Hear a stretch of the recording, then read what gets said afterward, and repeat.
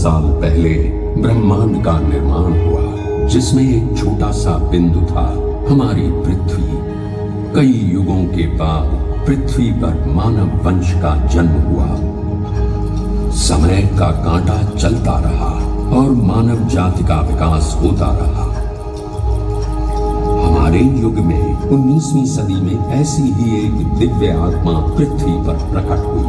उसका जन्म कब और कहां हुआ ये तो कोई नहीं जानता, पर उसका पता सारी दुनिया जानती है, शिरडी।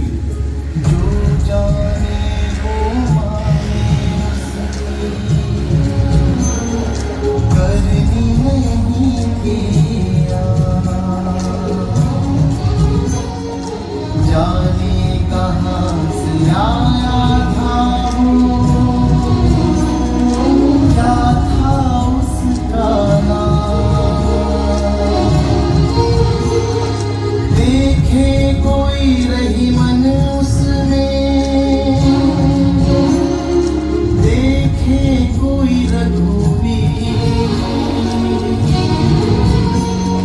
शिरडी में नीम तले आया कोई फकीर, आया कोई फकीर, आया कोई फकीर, आया कोई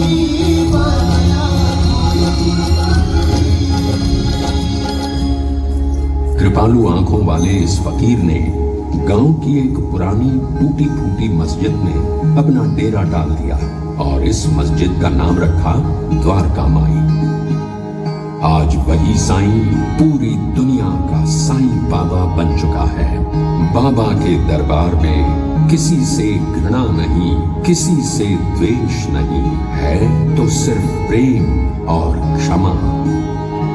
समय चलता गया और बाबा की कीर्ति एक सुगंध की तरह सारी दुनिया में फैल गई।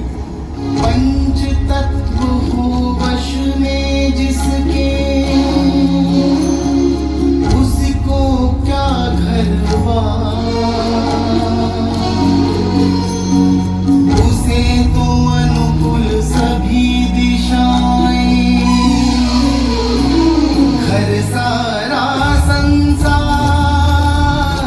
घर सारा संसार, घर सारा संसार, घर सारा संसार।